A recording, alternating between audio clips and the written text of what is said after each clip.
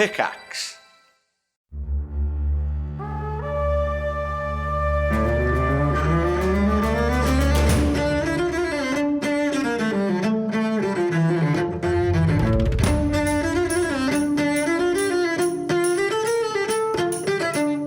Thanks for dropping into the cast party. Join the cast and crew as they are zoinked from their Hollywood film set into the crazy world of Dungeons and Dragons. And action!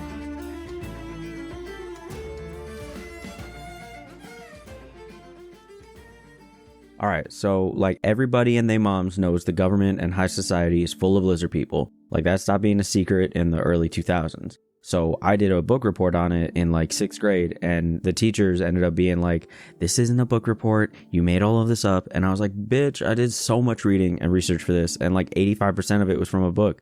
And then she had to be like, well, that's not really what the assignment was. You were supposed to read a book and report on what the book told you. And I said, well, I'm so sorry that I learned critical thinking skills and put them to work to write a better report than Sarah over there, who read Do Androids Dream of Electric Sheep and then wrote the book said yes. Like, clearly Sarah didn't do the assignment either, because that book has nothing to do with robotic livestock. And the teacher's like, so you read that book too? Why didn't you write your report on that? And I said, because it freaked me out. My parents failed the Turing test, and I wasn't mentally prepared to deal with what that meant, so I shifted my mental faculties to a project that would properly distract me from the crushing reality that my parents were kidnapped and replaced with androids. Now at this point, you're probably thinking, wow, you had a really impressive vocabulary for a 12-year-old, and that's because I'm embellishing the dialogue. That's called storytelling. But anyway, this whole interaction is what led me to believe that not every person in the government and that has money is a lizard person. A lot of them are actually androids, which is kind of like a robot for anyone that doesn't know, just more like humanoid, I guess. And like at first I was freaked, but then I realized like nothing was actually different. Like even though my parents were androids, they still acted like my parents, and I noticed zero changes, in fact. So if the androids are doing perfect replacements and the horrors of reality aren't any better or worse, I don't have a lot of trouble with it. So basically the point I want to get to is that if Brad lets the robo-homies evolve to the point of a perfect replication of the people of Fandrea and isn't planning a robo-revolution, then I'm all for it. Like, no robo, right? But like, I have loved androids, and you probs can too. Wait, Jett, don't walk away from me. I'm trying to have a conversation with you. Did you get the no robo joke? Come on, man. We did it! Well, you guys did it! Thank you all so much for helping us achieve our very first Patreon stretch goal of 100 patrons. Xander's now canon alien abduction one-shot is on its way and is exclusive to our cast and crew over on our Patreon. Now for the new stretch goals to keep this incredible community growing. When we hit 150 members of the cast and crew, we will be filming Jett-inspired 80s style workout videos for you all to sweat with Jett, alongside exclusive workout-themed Jett-inspired merch. And at 200 patrons, we will be running a super special one-shot accompanied with live video recordings based on Through the Realms of Myria. You'll experience the entire movie plot and its characters in the movie that the cast and crew were filming when they got teleported to Fandrea. So, head on over to patreon.com/castparty and become an official part of our cast and crew. You'll receive so many exclusive goodies, like access to hours upon hours of bonus content, an invite to our community Discord, where we host live listening parties and community-run games, as well as entry into our merch giveaway that we do for every Cast Party episode. Speaking of, this episode's merch giveaway winner is Chase. We'll be dropping an exclusive piece of themed merch for the release of Xander's Alien Abduction one-shot, so be sure to keep your eyes peeled for it at cast-party.myshopify.com. Shirts, hoodies, stickers, and so much more over at cast-party.myshopify.com. Thank you all so much for listening. Enjoy the episode, cast and crew. Hello, everyone, and welcome to Cast Party. My name is Colin McManus, and I will be your director for today. I am joined by my underground cast and crew, Ryan McManus. Hi, Sebastian Vivaldi Greensleeves, an emo at heart musician who, like he told Xander last episode, has indeed died in his dream before. One time, he dreamt about loading his gear into a venue, up an endless flight of stairs, forced to carry his enormous amp up the never-ending steps. He could see the venue door in the distance, but it kept getting further and further until his arms finally gave out and the amp sent him tumbling. The amp landed on him at the bottom and killed him instantly. He remembers waking up and sitting with Daisy in a very dark void before actually waking up, drenched in sweat. How big of an amp does he carry? Isn't that the Sisyphus thing? Sisyphus is just like, he's constantly pushing it. Pushing like, the boulder up a and it mountain. keeps on going up the mountain. Yeah. Oh, then yeah. Anna Brisbane. Blueberry Sky, whose favorite Disney movie is Pocahontas, for reasons you can probably guess, but somehow, who knows how, has never in her life seen a Pixar movie. What? I feel like she's in a Pixar movie. Her life is a Pixar movie. I gotta admit, not a big Pocahontas guy, more of a Mulan guy. Balloon. Balloon. I'm a balloon guy myself. That's the Bollywood version of Mulan. And we also have Bollywood star Nigel Deacon. He would be. I do love Bollywood.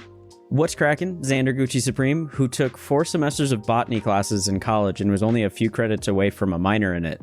He told all of his friends it was because of weed, like haha 420 blades. But he was secretly hoping to learn the medicinal properties of various types of plants, as well as what plants he could survive on out in the wilderness if he ever needed to. He learned a whole lot, but at the risk of being considered a quote-unquote plant nerd by his frat brothers, he never continued that side of his education and promptly repressed everything botanical he ever knew. I didn't even know Xander was in a frat. Did we? Maybe this is the first time I've officially said it. He would be a frat boy. Wait, what was his fraternity? Delta Ligma Pi? It was Sigma Ligma Phi, actually. Vince Perino. Jett the Boulder Chambers, big burly heartthrob. So, fun fact about Jett. Back when he was starting to get into shape and he was getting into cooking and everything like that, he really wanted to fine-tune his culinary skills. One of the first things he started to cook was a lot of rice. And he mastered his rice cooking, and he slowly turned it into artful rice. And the one thing that he makes at least one day every week is the sleeping rice bear with the egg blanket. Oh, cute. It is his favorite meal. He makes mama bear, and then he makes baby bear for Pebbles. Oh. Oh, cute. Very cute. That's adorable. Did you know that the ancient Chinese believed that if a vampire came across a sack of rice, it would have to stop and count every grain? Oh, no way. That's so cool. That is the coolest fact I've heard all week. Are you kidding me? We need rice now, just in case. Bro. Let's talk about what happened last time.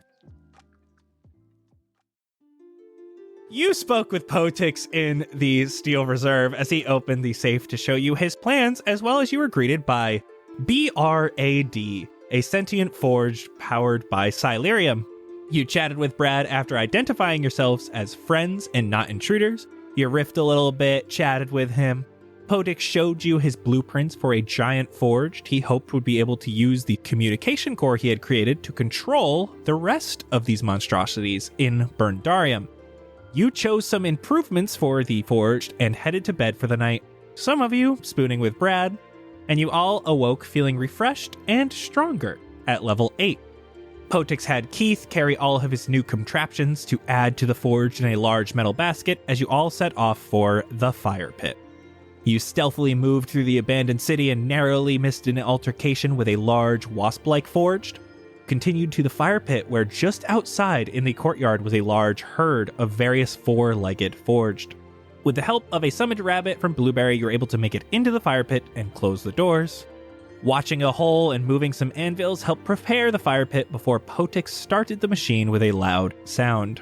Scorpions started burrowing from under the ground. Nomura scared one coming up from a hole as the herd outside headed towards the door and began ramming it. You were able to all swiftly take out the scorpions, and when the door finally succumbed to the pressure of the herd outside, Sebastian plugged into Brad's posterior port and sent a thunderous belch of raspberry jelly, pushing the herd back and Jett's neurotoxic net with it.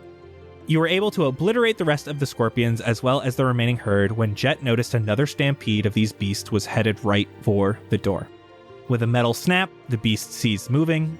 Potix was amazed his creation had worked and wanted to use this newfound power to destroy the Magistrate as well as those in Drifton for exiling him. He commanded B.R.A.D to attack you, though B.R.A.D refused. Rebuttal was difficult with the added armor plating, but with the help of B.R.A.D pulling off the door to the chassis where Potix was hiding, you were quickly able to take control of the situation. Finally, Blueberry turned the Titan into a large toad, where inside, Potix was killed by stomach acid. As the toad turned back into the Titan, the forged herd outside wandered confused. Jett gave the communication core to B.R.A.D, and B.R.A.D instantly felt connection to all of the forged in Berndarium. His life force, Silurium, was powering all of the other forged in Berndarium. He used the core to influence all of the other forged to stop their evolution, yet allow them to reproduce and live in Berndarium undisturbed. B.R.A.D, the new Papa, gave you all front spoons, and a beautiful picture was taken with all of you. You said your goodbyes as you started to leave Berndarium. Now, you are walking through the city, forged around you being non-hostile and just kind of chillin', heading toward the front entrance of Berndarium. As you're just about to that entrance, you hear a familiar sound behind you. It sounds like the whir of Keith, the flying eyeball, is coming up to you. And so the scene is set. The question is, what will you do next? Keith? Is everything okay? Hey, buddy. You all turn around. Keith currently has a small metal basket hanging from it. It moves closer to you and detaches the metal basket by your feet. You can see inside is a handwritten note as well as some objects. I will take the note and eventually the objects, I guess, depending on what they are. You grab the note, Xander, and this is what it says. Dudes, Papa told me that sometimes people give each other presents. I don't know what the flesh pile's like, but I thought you might like this garbage I found a long time ago. Signed, B.R.A.D. Garbage. In this basket are 2 items as well as a bag. The first item you see is a necklace. It's made out of old broken metal that has a symbol imbued on it. I'm torn between Xander's love for drip and his love for fashion because, like, the bag, he'd be like, oh, I want that bag. But the drip with the jewelry, he might go for that. He's not wearing anything right now. What's the difference? I thought it was the same thing. That's why you aren't very fashionable, buddy. Sorry.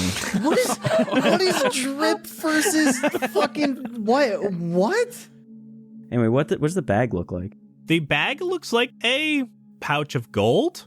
Okay, well, then Xander's gonna take the necklace with the broken metal, because that sounds lit. Xander, you put that on. You can see that the symbol on it... Actually, give me nature. Nature. 12. You can see that this is some sort of alchemical symbol. It looks like 2 alchemical symbols that have been conjoined together. Around it has these vines with flowers adorning this symbol. And as you put it on, Xander, you just feel this sharp, heating pain in your lower back. Oh, why? What is that? And it's gone. Oh, okay. You okay, dude? What's going on? I don't know. I got like bone spurs in my spine or something when I put this on. You should see someone about that. Who am I gonna see? We're in a cave. Did it go away? You okay? Yeah, no, I'm good now, bro. I'm good. I'm good. If I feel my back, does it feel any different at all? Like with my hand? Feels kind of warm right now, but it feels like skin. Blueberry, your passive perception is 15. So with your high passive perception, Blueberry, as he's rubbing his back, you can see that there's ink on his back now. Oh my god. Oh no. Nice. Did he get a tramp stamp? What is this? What is what? When did this happen? Xander, have you always had that? What? Had what? What's this ink? Ink. Look more carefully at it. As you look at it, Blueberry, it is the symbol from the necklace that is burned into just above his butt crack on his lower back. And the flowers are slowly changing colors. What? Whoa. This is Mordecai's tramp stamp. Oh my god. How big is it? I'm so excited. The fuck? So this was at our biannual Patreon one-shot. The patrons created this item as they helped save Berndarium for the first time. Xander, you now have an AC of 18. What the Yo! fuck? Dude, That's no! I thought didn't you say you felt weird about tattoos? What is it? You. Excuse me? Can you take it off? Here. Give me your camera real quick. I'll take a picture. I'll hand him the camera. Wait, do a video. It's changing. It's changing? Ooh. What? I'll change it to the video setting and try to take a video of it. You're able to catch that color change. Very much like an LED keyboard. It just slowly glows from one color to another. Who gave me a tattoo? I was asleep. We were all asleep. Who did this? Buddy, you were just saying your back hurt right in that spot. And? It's the same thing that's on your necklace. It's probably something to do with that. Could have just happened. Oh. What happens if you take it off? Good question. I'll take it off. You take it off, and you still have ink burned into your skin. Well, Maybe it fades. I am still recording this whole time as well. Just kind of doing like a vlog. Maybe it'll fade overnight. You know, I've heard of these like plant ink semi-permanent tattoos that last like a few weeks and it just sinks like into the top layers of your skin, but it fades eventually. at least keep the necklace on. It matches. You're all about matching stuff, right? Yeah, that's true. All right, fuck it. I'll put it back on, and I guess there's nothing I can do about it now. Sorry, cannibals. All right, here. Let me show you the video of it. Oh yeah, does anything happen in the video? In the video, Xander, you start to hear Jett talking and everything as normal. You see the word Blightmore glowing in your new tramp stamp. The vines make Blightmore, and it changes with the color of the flowers. Whoa. And with that, Xander, Jett's still recording as you're talking stuff, and you're kind of just watching. And as he pulls back, he sees all of you. And your hand is on the bejeweled dagger at your side, though you weren't holding it at the time. Okay. There's some freaky shit going on, boys and Blueberry. Alright, it's gonna be fine. Everything's fine. I'm not weirded out.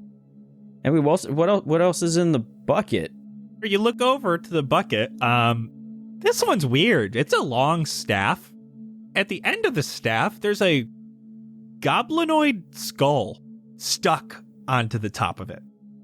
But in the forehead of this goblinoid skull, it looks like it was impacted with some sort of hammer. And the impact almost looked like it made the symbol of the Magistrate. Ooh. Blueberry, you trying to try staff this?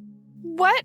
This looks scary. Sebastian, I mean, your metal is fucked, right? You should probably take that. It's kind of cool. I don't have a skull yet. I'll grab it. It's got the Magistrate on it. Yeah, maybe it's just a coincidence, though. What if it's a spying staff? As you kind of spend some time with it, you can feel that there are, you don't want to say spirits, but you kind of want to say spirits inside it. It feels like you could call upon some help with this staff. Guys, I hear voices in this thing. What? Yo, welcome to the club, bro. You also hear voices? All the time? I mean, no.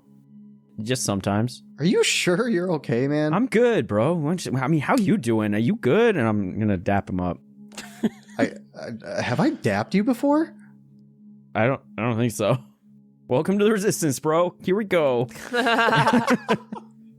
Sebastian, as you kind of feel this, it actually almost feels like you have cast detect thoughts, and almost all of them are about destroying the Magistrate and how much all of these things that are in here hate the Magistrate. Oh, yo, guys. Okay, these guys are on our side. Wow, that's vulgar. Oh my god. Okay, these guys really don't like the Magistrate. These guys?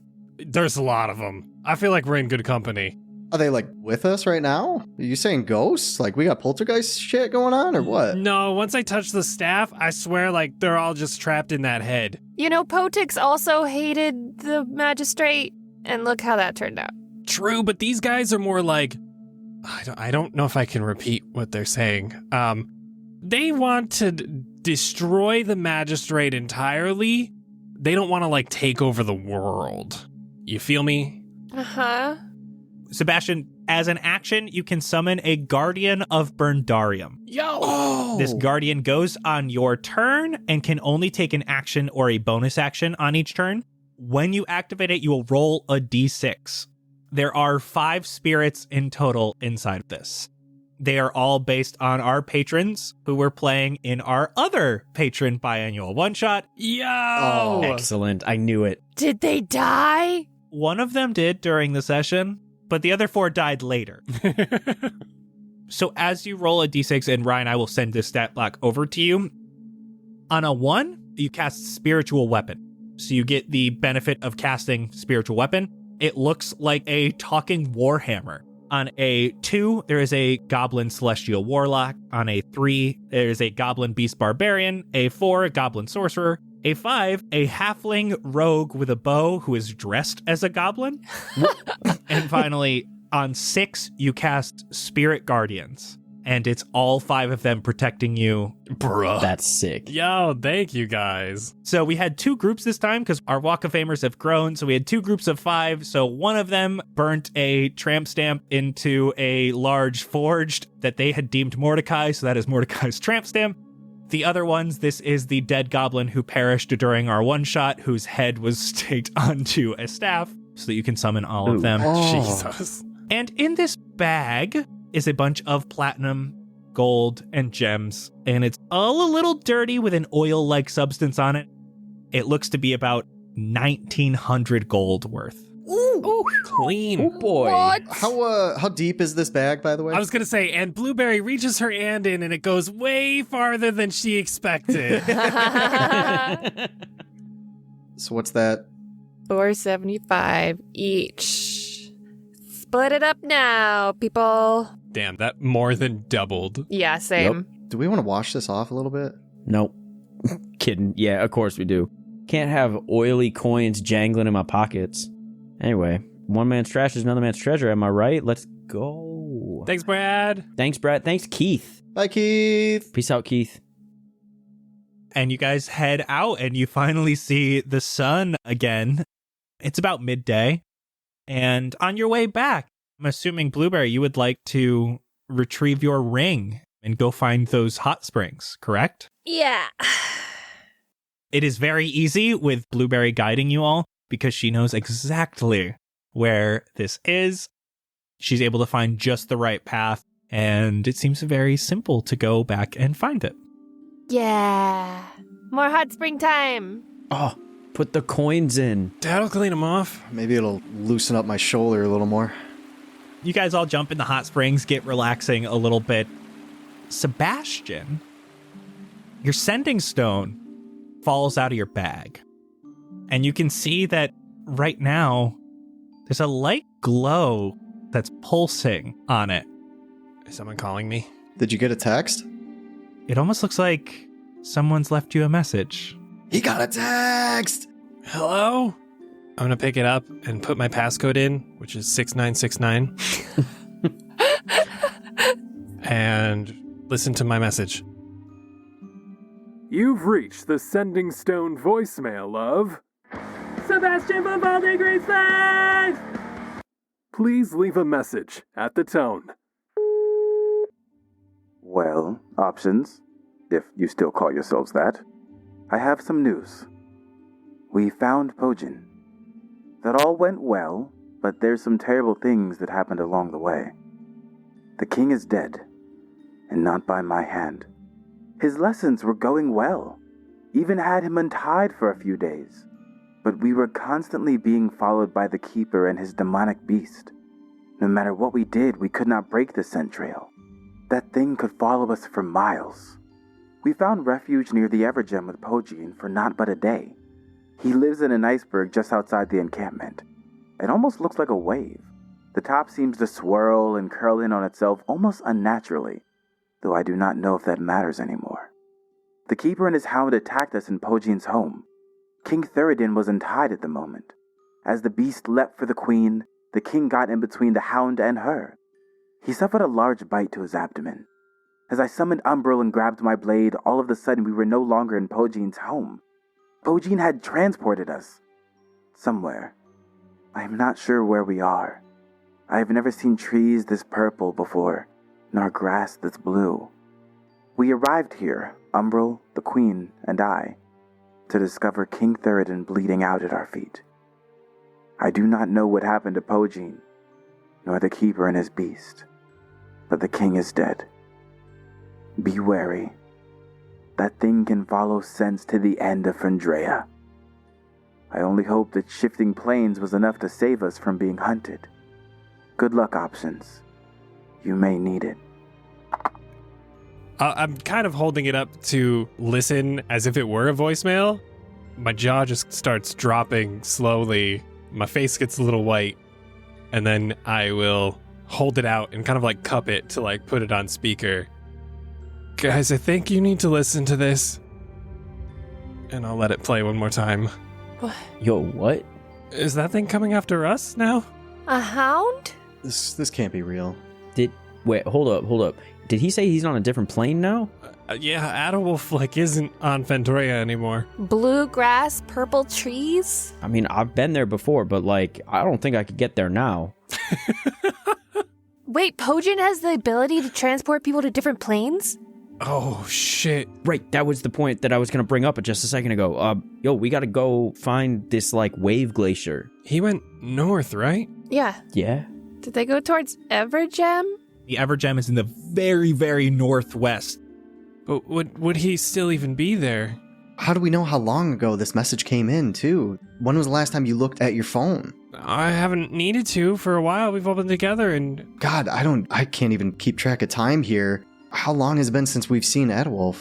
Maybe like a week or so? We should go, right? Like, we should go see if Pojan's okay, I guess. That's what I'm worried about. Is he still even there? Is he still even alive? I guess we would be heading straight at the Hound, but we'd be flying, so... Oh, I could use the ballista. Do you think Adderwolf, Umbral, and the Queen are going to be okay? What if they can't find their way back, too? Oh, no. I won't be able to text him back. No, you can do it. It works across planes. Does it? I mean, he sent it from there. Oh, you're right. What should we say back? You dead? Question mark? Maybe see if we can at least get some sort of pinpoint on where he was. I know he said something about the weird spirally glacier, but maybe at least a better understanding of where he was when he got taken. I mean, all that we know is the glacier. Ask for directions from Evergem? Yeah. The Hound is still going to be looking for them, right? I don't think they're going to be looking for us. That's true. If it can't go to another plane, we're probably next. Would they even have anything to know our scent? Did we leave anything behind for them? Blood? Yeah. Oh. We got a little fucked up in that dungeon. We did. So what are we going to do now? I think we should go find Pojan, because if he can send someone to another plane, making sure that he's okay and alive is probably the best way for us to know we can get home. I mean, we got some info on the Magistrate. I know we were supposed to go to the mountains, but I guess we could look in the journal more. What do we know about Pojan? Something about the Queen. Oh yeah, he was like healing the Queen when she was sick. She was like had a debilitating illness as a child. Yeah, remember that weird operating table like way below the castle? Oh yeah. Yeah. She got that big old scar down her belly. Yeah. All right, well, why don't we hop on the ship, get back there, and then we'll take to the skies, and we can read up on the way. Mm-hmm. Formulate a plan. Yeah, we still gotta go through this journal. We gotta recollect. We really gotta think about what we're gonna do here. I can prepare the locate creature spell for Pojan. Yeah, let's get on it. That's probably gonna be our best bet right now. Will that work if you've never seen him before? I think I have to have seen him. Wait, the Hound. Someone from the castle told someone to go get the Hound. Did we know who was hunting Adderwolf with the Hound? The keeper? The keeper. Can't you locate him? We don't want to find him. Well, if we find him, we find Pojin. He could still be there. All right, let's head that way. I feel like Claude probably knows where the Evergem is, right? He's a smart dude. He's been everywhere. He's made of wind. What more do you need? All right, everybody, let's take 5. This episode of Cast Party is sponsored by Podcorn. We have been personally using Podcorn and wanted to take a second to chat with you guys about it. Listen, if you run a podcast, or if you're even thinking of starting a podcast, you need to sign up for Podcorn. So Podcorn is an online marketplace connecting podcasters with amazing podcast sponsorship opportunities, such as pre-roll and mid-roll ads like this one, topical discussions, interviews, giveaways, and so much more. It has been incredibly easy to pop on the site, see what sponsorships are available, and submit my pitch to them for Cast Party. Podcorn makes it truly simple to find podcast sponsors that fit you and your show. And the best part? There is no middleman. Podcasters of all sizes can browse and choose opportunities that are right for them directly on the platform. You never have to give up rights to your show, and Podcorn is with you every step of the way to ensure you're not only protected, but properly compensated for the work that you do for brands. You work hard to produce your podcast, just like we do. So keep your creative freedom and have full control of how and when you monetize your show. Click the link in the show notes to sign up for Podcorn and start browsing for your very own sponsorship opportunities. Thank you so much again to Podcorn for their continued support. And if you're a podcaster, you need to click that link down below. Quiet on set. We're rolling in 3, 2, 1. Action! It doesn't take too long to get back to the airship. You climb up the ladder to the deck of the ship, and as you enter, Claude, of course, is there. Welcome back, Options. I am so glad to see you, and after only a day, this is a wonderful turn of events. I told you we wouldn't leave forever. Yeah, Did you have a wonderful time in Berndarium? Surprisingly, yeah. sure. It's a wonderful place. Hey, we made a really good friend, and I feel like that's way more important than the patricide. Oh, right. It's the friends we make along the way. Yeah, not the fathers we kill when we get there. Is it patricide if you kill someone else's father? If it's just a father, is it patricide? I think so. Okay. So, Claude Daddy, do you know how to get to the Evergem? I was going to ask, where are we off to next? Well, there, if you know how to get there.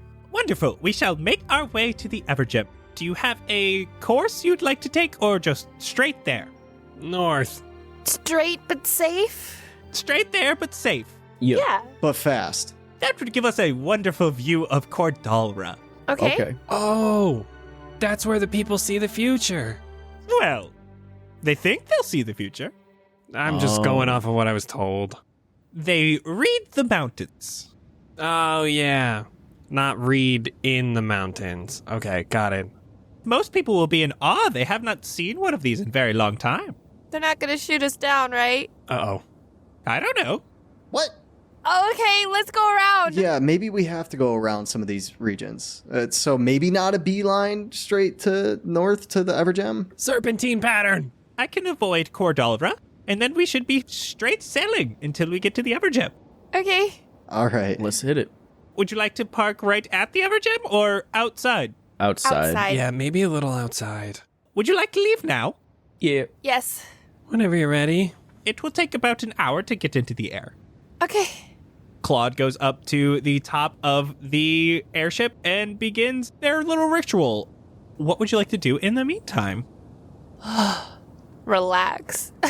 Can we take a closer look at the book? Make sure there's nothing that we missed. Kind of skim over it. Oh, yeah, we got Magistrate info, right? Potix gave you the book that he had taken a long time ago, as well as before you had left, you had grabbed multiple books from the Magistrate that they had left at the fire pit. So you have multiple books here. As you're kind of looking through, the first one that seems important is about the takeover of Berndarium. This seems like an older book.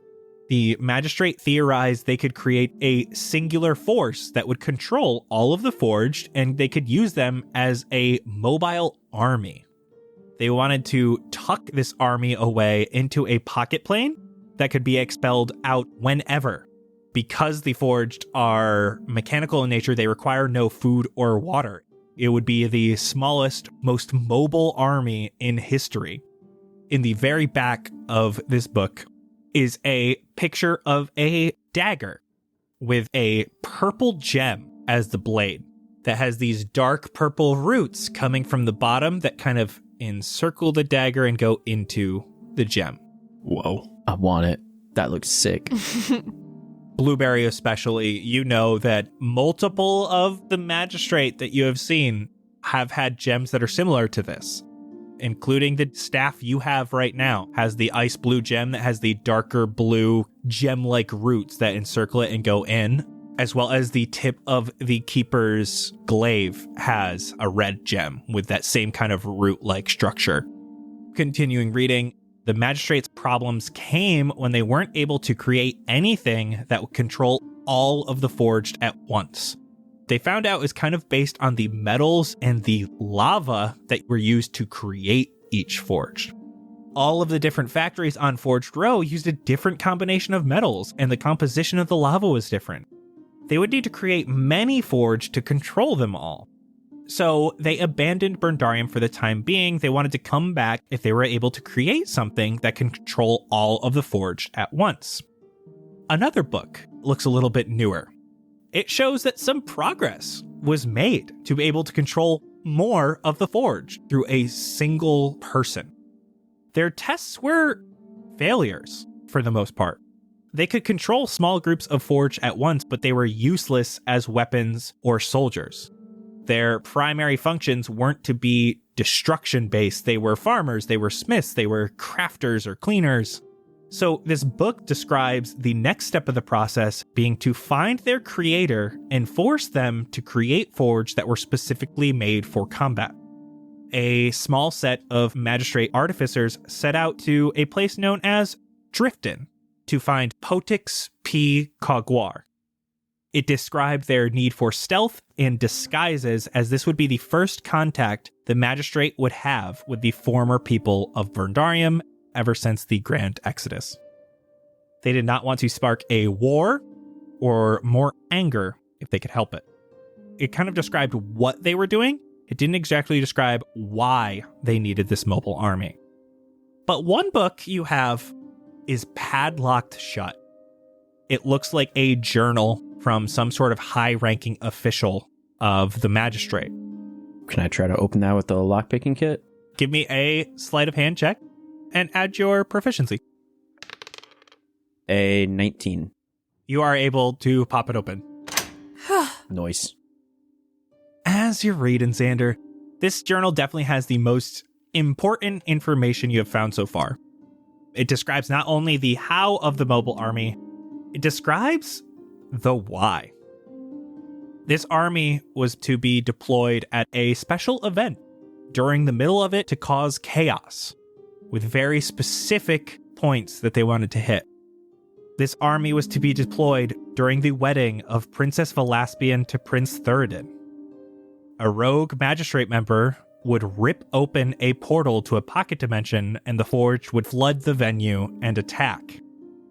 The Magistrate guards would be there to save as many people as they could from the crowd. Queen Valessa and King Vindrian would be killed during the attack, while Desideria and the Keeper would be there to save the prince and princess. She would then convince the princess that magic is indeed the root of all evil, as it had killed her mother, and get the backing of Valorith for the Magistrate. The last words you see on this page are end phase 2, begin phase 3. What? And on the very back cover of this journal is a group of symbols in a very specific pattern. So it sounds like they weren't able to accomplish this, so they did what they did with the Bone Daddy and all the other bony boys. But now we have it in writing. I don't know who's going to believe it, but... What do the symbols look like? Give me Arcana. 21. These symbols are a mixture. Xander, this kind of has to do with your being able to read everything. They don't look like symbols you would recognize, but it almost feels like you still understand them. They don't really have meanings in common or in English. They don't have direct translations. So as you're reading them, as you're seeing them, you kind of feel like you're emitting specific emotions when you look at them. So these basically runes are a way of describing certain emotions. When you're looking at it, it feels like a codex of some sort. It almost feels like this is the answer or a password. All right. So I can't read this. Normally I can read everything, but like this feels like it's definitely important. Like it feels like this might get us in somewhere. We got to remember this bunch of scribbles and hieroglyphics and whatever else. Just keep that in the brain. No one forget that it's there, and then we can use this to get in somewhere. You could always take a picture of it, too. Take a picture of all of the most damning pages about the wedding, and take a picture of the symbols. Ooh, true. Just in case, for some reason, we lost these or anything, you know? So it's like a password? That's what it feels like. Interesting. So I'll take a picture of all of the different things. Every page number that was written at the bottom says Blightmore. Okay. Nice. As you guys have been doing this, you feel the airship lifts just about a quarter of a foot. Feels like it is indeed ready to take off. Well, that's good timing, I guess. Damn it, now I have nothing to do on the flight. Take a nap. Sebastian, go do your pirate stuff. Don't shoot any ballistas. But it's scary when it's up there and we're moving real fast. Are you a pirate or not? I put on my pirate hat and I go upstairs. I stayed out here. Reluctantly, Sebastian heads upstairs. This time, Sebastian helps Cloud by removing the immovable rod, moving the sails up and everything so you guys can start heading towards the north. It takes a very long time. Cloud actually warns you that it's going to be like 6 to 8 hours to get anywhere near the Evergem, which would mean it's probably going to be about nighttime when you get there. But after a while, it gets very cloudy. You're up inside the clouds. It is very, very cold. If you're on deck, especially Sebastian, after a while, you probably notice that it is probably much better to be underneath. Yeah, I probably would have stayed up for like maybe half an hour just to like prove to Blueberry that I'm not a wimp and I can still do pirate things. And then I would go back down and start warming up. So from here, it looks like you guys are on a layer of clouds just going north. Can't really see a lot below you. Is there anything you would like to do while you guys are on the ship? Can I try to just stretch my shoulder out some? Try to see if it'll feel better after giving it like an hour or two of working on it? Yeah, give me medicine. Let me try to help you. Here. All right. Come over like this couch or something. Let me try to help massage it, figure out what's going on. See if I can feel what's happening and work it out. Does he have scales? I got a 21 on my medicine check. Can I roll? Yeah, go ahead. I rolled a 24. Blueberry, you're looking at it and it's like, yeah, things feel weird, but nothing necessarily feels dangerous or wrong. Like, it doesn't feel like this is hurting him. And the main thing you see that right now, the skin looks very white. Almost like when you're out in the cold too long and your fingers start to turn a little bit white. And it almost feels like he's just very muscular and tense in that area. This doesn't feel uncomfortable? It's just weird? It's strange. I haven't really had this before. It's just tight. I don't know, stiff. But does it hurt? Not really. Huh. I don't know, maybe I pulled a muscle or something? You'd think it would hurt. You have full range of motion? I think so, yeah. It seems like I do. I'll just go through my full range of motion in my shoulder. You have that full range of motion. Even if you're holding something heavy, you're able to move it perfectly fine right now. I'm going to try to smack him in the shoulder blade, like hard. Give me an attack roll. Over 20. Oh! Jett, you feel that. Like, you feel it even in that area that feels weird. You feel that pain. What the hell was that for? I wanted to see, maybe it was like tougher skin and you wouldn't get hurt. I don't know. It didn't work. Sorry. I mean, it's still there. It still hurts. Isn't it pink now? Okay, I'm sorry. It was an Ow. experiment. Well, just give me a heads up next time. Okay, I'm gonna cast Cure Wounds, first level. You're better. I'm sorry, I don't know what's going on. Out to your west, you can see the sun is indeed setting. It is pretty bright up here with how bright the moons are. But even with this, out to the north, you can see a bright orange-red glow down on the surface. And you hear from up top, "So where shall we descend?" Oh, someone else do it this time. I didn't do well. Wait, there's a big glow down there? Are there any binoculars or anything on the ship that we can kind of look down more? Actually, I think you, Jett, you took a spyglass a long time ago from those people in Valorith. Okay, yeah, I'll take my spyglass out. I want to take a look down, see if there's a bigger clearing, but I also want to investigate that glow a little bit more. Cloud stops the forward momentum of the ship and then slowly starts letting some air out. You're trying to look, it's just very cloudy. It's just past dusk now where there's like just the slightest orange glow. As you start descending down the cloud line, Jett, you can see with your spyglass a giant floating orange-red crystal. Floating just about 15 feet off the ground, but this thing is 60 foot tall, 40 foot wide, and you can see all around it, no snow. The Evergem. Imagine how many souls are in that one. I know crystals. Do I, feel a particular energy other than maybe just hot from this? I will allow you to roll Arcana with disadvantage now, or you can wait till you're closer and roll regular Arcana. I'll wait. Cloud brings you guys down below the cloud line. Who was going up to help? I was looking to see if there was a better clearing or something of that nature to land. Yes. So, Jett, you can see that from where you guys are, it actually looks like this area, it looks like the Evergem is to the north. And you guys are just to the southeast of it right now. There is these cliffs that almost flank a pathway on the west and on the east. So you could easily walk through the valley all the way to the Evergem, or you could try to walk along the cliffs. So we can either travel through the valley or around the side of it higher up. Yes. All right, guys, we got two options. Let's vote on it. Do we want to travel more right through the heart of the valley, or do we want to try to go through the side of it, up higher a little bit, maybe get a better vantage point up there too? The valley underneath is definitely way more well-traveled. It looks like that is the majority of people who go to the Evergem take that road. But to you, from up where you are, neither looks necessarily dangerous or safer than the other. All I see is two paths. One's looking like it's pretty well worn out. I think a lot of people are going through there.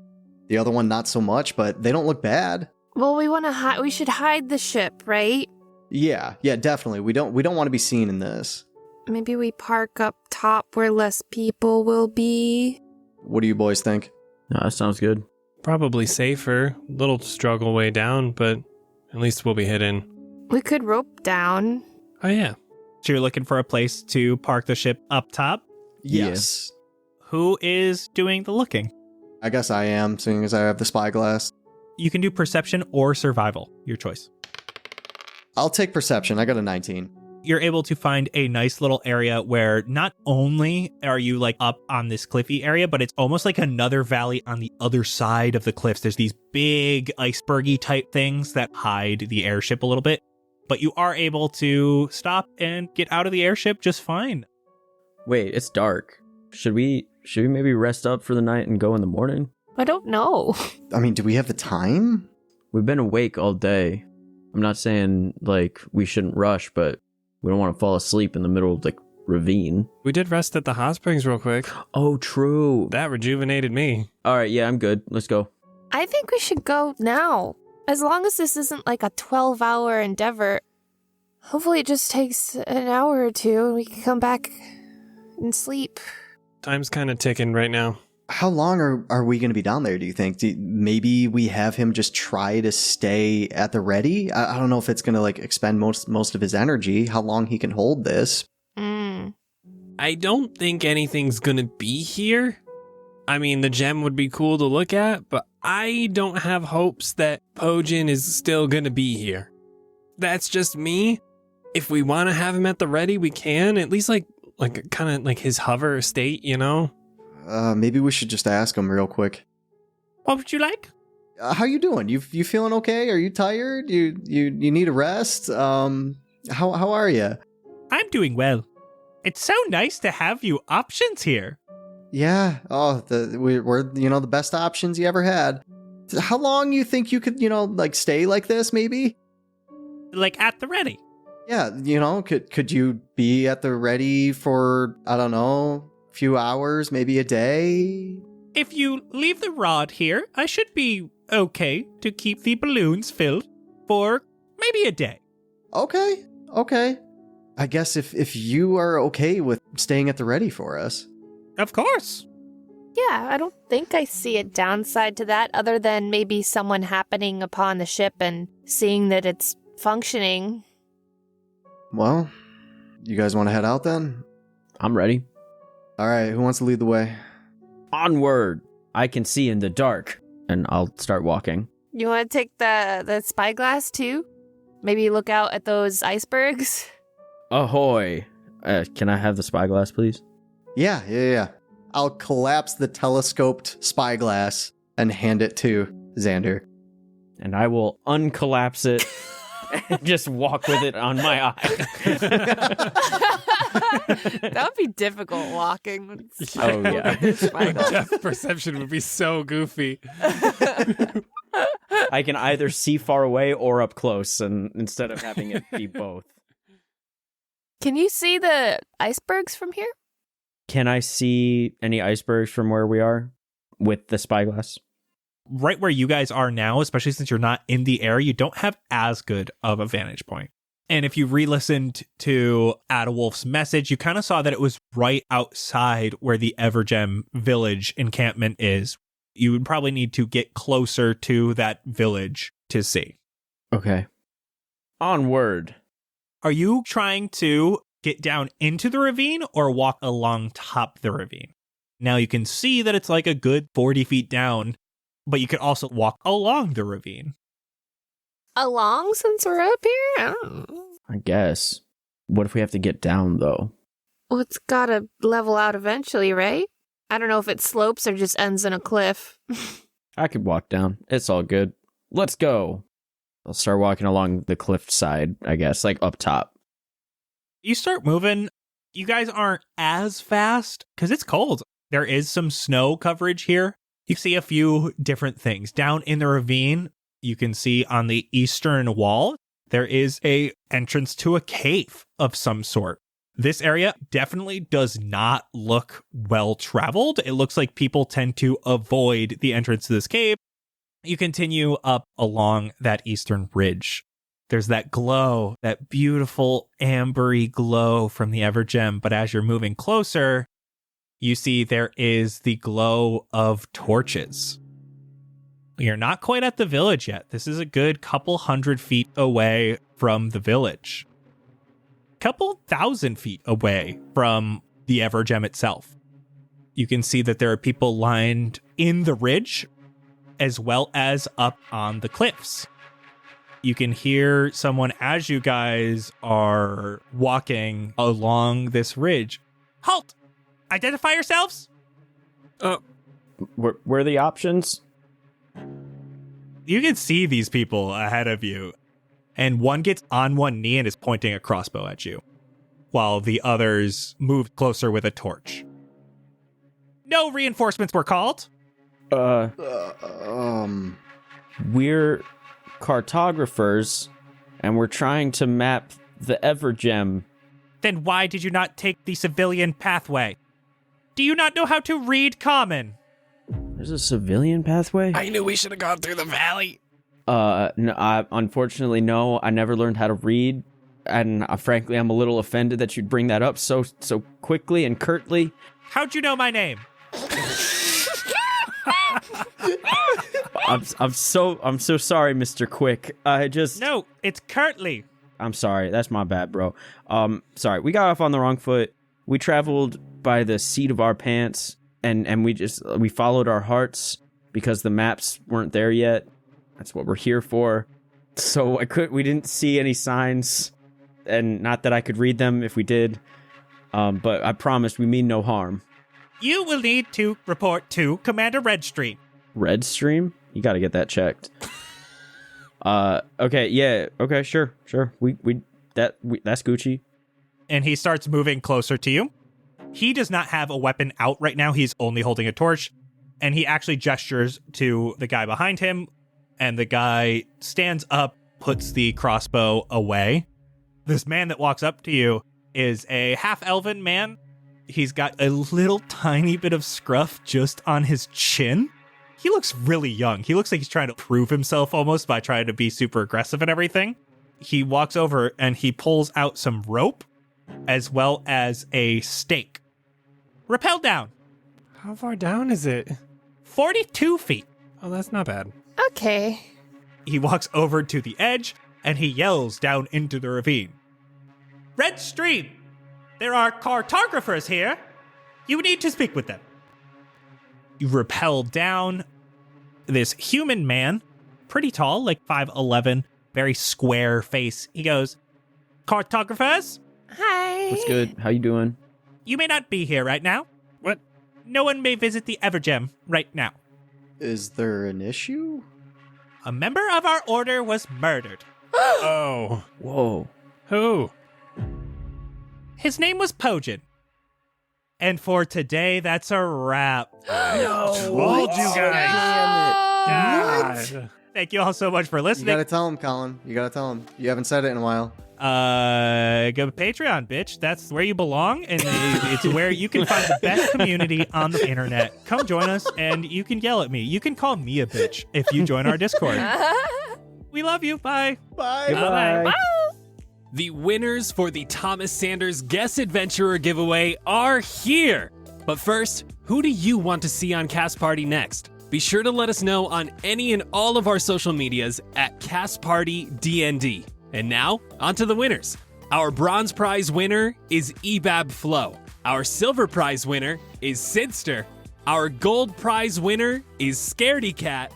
And the winner of our platinum prize goes to REC. Congratulations, everyone. We'll be in touch with all of the contest winners this week to get you your goodies. And remember, we do these giveaways for every single guest we have on the show. So be sure to let us know who you'd like to see join the cast and crew. See ya!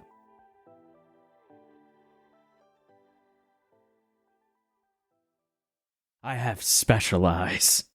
My brand. Thank you. Yes, get down there and speak with Redstream. What idiots, eh, Saint Eadlove? Not even walking down the civilian pathway. Must be amateur cartographers. We have already had the best come through. Eric 5 marked every single rock here for weeks. Best map we've ever had. Yes, I know Ebab Flo accidentally spilled some of War-Torn Knight's famous red berry tea on it, but hey, you can still read around a third of the map. Do you remember when we had that other cartographer, Jesky Fire, come by? She thought she could go down Conat Cave and come back alive. Ash even bet me 20 silver she'd make it back. I drank well that night. Sean De Jesus was pouring them real heavy for me. He was trying to get me drunk enough to try my luck at gambling with New York. I know they were working together. But Dubward ended up being the one to lose all his gold to her, so better for me. Lord Asselberg was trying to get me to play this new game too, but we all know I will only play Bag's Pyramid. Isawick taught me that one when I was young. I'm not as good as Jeff the Milkman, but I think he might be using loaded dice again. Lady Lorax swears she caught him cheating one time and switching out his dice. But even when Lexi was watching him real close, he kept winning. Might be luck, might be cheating.